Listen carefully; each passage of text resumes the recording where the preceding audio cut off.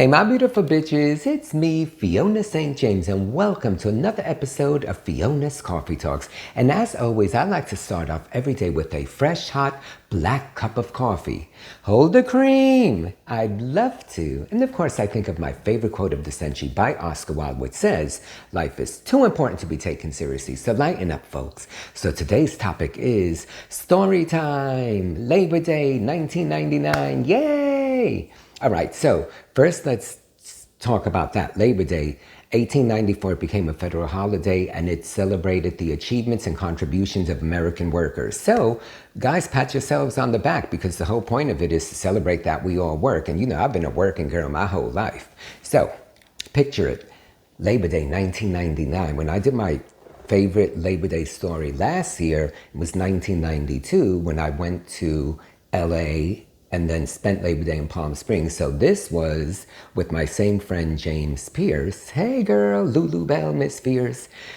Columbia, South Carolina. So 1999, got there on that Thursday, spent the night in Columbia. We went to this club, Metropolis. It was a lot of fun. And then we went, the next day we drove to this gay nudist campground called River's Edge, which is about an hour away from Atlanta. We went with both of his friends. Now, I didn't even know that anything like that existed. I'd never been, but you know, I've always been like a nudist at heart. Like even when I'm home, I'm usually just like naked or maybe just like in little shorts. You know, RuPaul says when you're born, you're naked. Anything above and beyond that is drag. And so for me, it's the most natural state to be in, and I'm comfortable. You know, even moments in my life where maybe I'm not even in the best shape, who cares? It's not even about that. It's about just being comfortable with your own body. So I remember like it was in the middle of like nowhere in this mountain. So like you drive up and of course you have to check in first. And as soon as we got there and like pulled in, there were just people standing around naked and talking. And I was like, oh my God, this is so cool. Because it wasn't even about like, oh, people are there and like looking at each other's private parts and like being all like gross about it.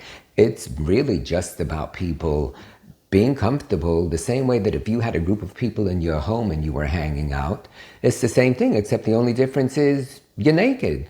So now let's keep it real. Men are pigs. Thank God I'm a man and I'm a pig. You are what you eat and I live for bacon. But anyway, so yeah, that's part of it if you want it to be, but it doesn't have to be. And that's the beauty of it. You know, you could go there just for the sole purpose of like being around friends, laying by the pool. You know, of course, in 1999, I was a lot younger than I am now. How old was I in 1999? I don't know. Oh, well, 34, I guess? Mm-hmm. Yeah, shit, something like that. Anyway, so I, of course, did have my fun when I wanted to, but the trip was not about that because I was just so fascinated by the concept of being naked and meeting people and talking to people. And then, you know, people have their like campers set up and RVs and tents, and then guys would like decorate their things, the little spots. So then you like walk around and then people are like socializing, drinking, and you meet people that way and oh, have a drink, and you could like kind of bop around. And it was really quite wonderful. And then of course they would have the trails. So if you wanted to go through the trails to either just go for a walk or, you know, recreate my favorite scene in Deliverance and squeal like a pig. You know, whatever you want. Ain't nobody gonna judge you. So, or like, you know, lay out by the pool. So I would lay out by the pool, you know, naked and be getting sun. And if it got too hot, I'd jump in the pool. If I then wanted, you know, feel a little frisky, then I'd go through the trails and, you know, the inevitable would happen, of course. So, but you dictate what you want. So there was no pressure in terms of you had to perform or you had to do this or that. It really was just like this big, beautiful fraternity of people that are into the naturalness of being naked. And I think that's great. I have since gone to two other ones, one in Pennsylvania called Hillside. I went there maybe, I don't know, 6-7 years later. And then most recently, when I had a book signing for my book, The Life and Crimes of Fiona St. James, there's a place called The Woods, also in Pennsylvania, I think. And I had a book reading and book signing there, which was kind of wonderful. So those are the 3 times that I've been to this kind of establishment. And it was great, you know, and I And it's funny too because I've always like growing up and watching like Friday the 13th, I've always been like, girl, I ain't going camping. But this is different, you know. Of course, you're surrounded by people, and even though you're in the wilderness, I don't think that Jason's gonna come and kill my ass. So I'm okay. Besides which, you always got these big burly men. So I'll be like, protect me, I'm a damsel in distress, or whatever the fuck. So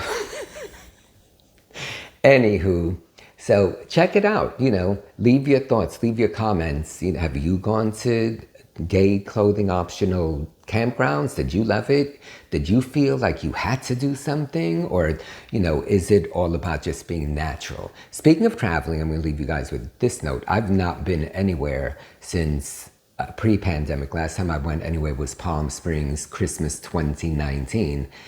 Today is actually Sunday, August 28th, I think. So this will post Friday, September 2nd.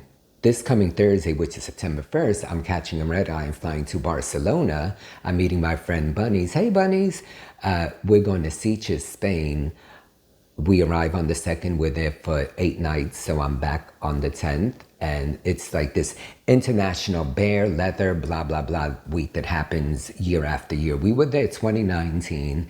2020 was canceled because of the pandemic. He went last year. I couldn't because, you know, my father and all of that, just the timing wasn't right. So I'm excited, yet I'm like a little, I don't know if nervous is the right word, but you know, COVID, monkeypox, this, that, there's gonna be a million people. I've not been on a plane since then. So this for me is a good test also, just to sort of like put myself back out there, which I've been, you know, trying to do.